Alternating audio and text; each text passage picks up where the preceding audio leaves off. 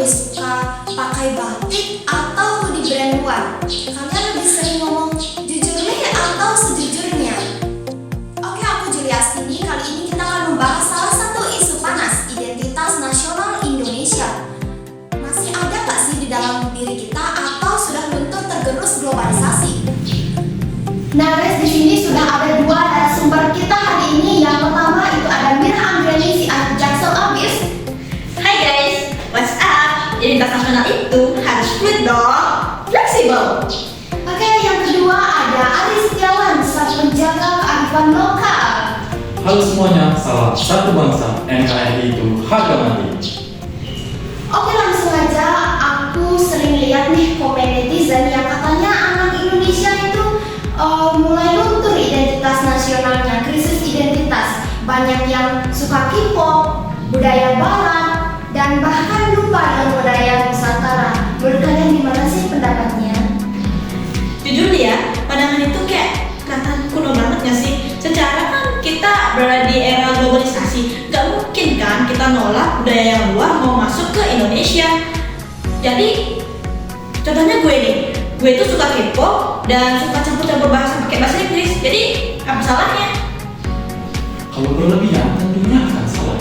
Ingat, identitas nasional itu merupakan ciri khas yang membedakan bangsa kita dengan bangsa yang lain. Kalau kamu mau dicampur-campur, di mana letak jati diri bangsa Indonesia sebagai bangsa persatuan? Padahal hal ini udah ada dalam Sumpah Pemuda, butir ketiga loh. Aduh, kaku banget sih Besti. Yang penting hati gue tetap di Indonesia. Pancasila always in my heart. Cuma style aja yang global. Hati boleh Indonesia, tapi perilaku mencerminkan dong. Menurut Undang-Undang Nomor 24 Tahun 2009 sudah jelas mengatur tentang bendera, bahasa, dan lambang negara sebagai identitas nasional. Kalau generasi kita malu menggunakan bahasa Indonesia yang baik dan benar, lama-kelamaan identitas nasional kita akan hilang. Oke, calm down guys. Kalian berdua memang benar. Jadi di mata pendidikan kewarganegaraan solusinya gimana sih? Kita kan nggak mungkin nutup diri. Kita juga nggak mungkin dong kehilangan identitas diri sebagai bangsa Indonesia. Oke, calm down. Kalian berdua ada benernya. Nah, di mata pendidikan kewarganegaraan gimana sih solusinya? Sehingga kita tidak kehilangan jati diri dan kita juga tidak menutup diri tentunya dari arus globalisasi. Oke, calm down guys. Kalian berdua ada benernya. Nah, di mata pendidikan kewarganegaraan gimana sih caranya agar kita itu tidak menutup diri dari perkembangan globalisasi dan kita juga tentu tidak kehilangan jati diri sebagai bangsa Indonesia? Kalau menurut gue sendiri sih kita bisa lakukan kolaborasi ya. Contohnya kita bisa bawa identitas nasional ke kancah global.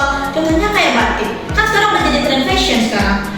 Nah, itu termasuk globalis nasionalis kan? Setuju, itu namanya strategi kebudayaan. Tapi fondasinya harus kuat dulu. Nah, misalkan kita dapat melakukannya dengan cara mencintai produk dalam negeri, menggunakan produk dalam negeri, mempelajari sejarah dari bangsa kita sendiri, dan juga menggunakan bahasa Indonesia dengan bangga. Nah, itu ya, dalam pendidikan kewarganegaraan ada yang namanya konsep filterisasi budaya. Pancasila itu filter-filternya. Nah, budaya asing masuk kita saring, yang bagus kita ambil buat kemajuan, dan yang jelek atau merusak moral tentu harus kita buang dong. Oke, mari kita dengarkan statement penutup dari narasumber kita hari ini. Disilakan. Bahasa dan budaya kita adalah harga diri bangsa. Adaptif dibangun dunia, namun diterapkan di Indonesia. Warga negara yang cerdas mengambil yang maju dari global,